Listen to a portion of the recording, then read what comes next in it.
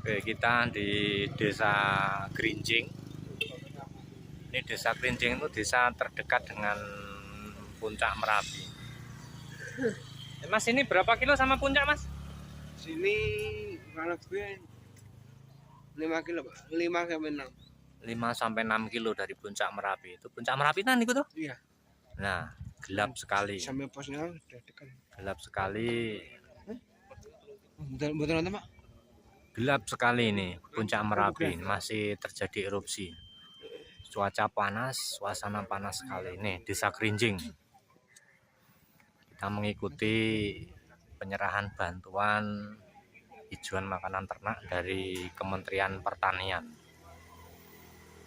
Ini mau dibagikan, nanti yang membagikan adalah dari pihak desa. Sementara yang datang baru 1 truk.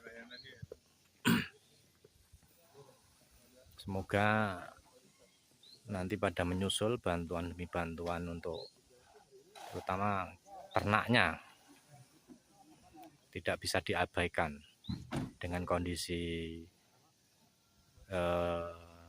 tanaman yang penuh dengan abu Merapi dan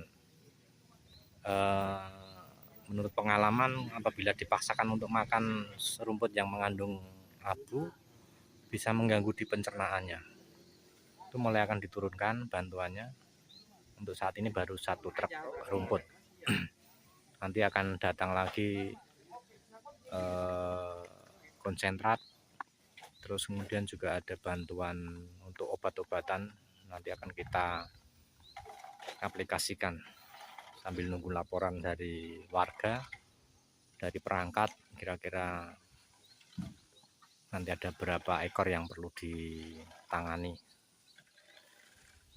karena gangguan kesehatan setelah terjadinya erupsi Merapi beberapa hari yang lalu. Ini masih nunggu dari pihak desa.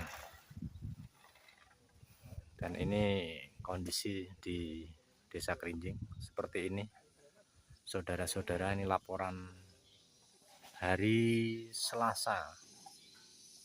Desa terdekat dengan Puncak Merapi di Kecamatan Dukun, Kabupaten Magelang. Semoga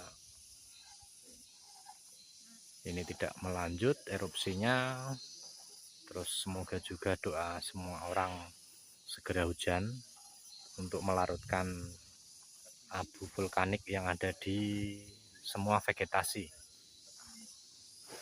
Jadi tanaman masyarakat juga sehat, rumputnya juga sehat.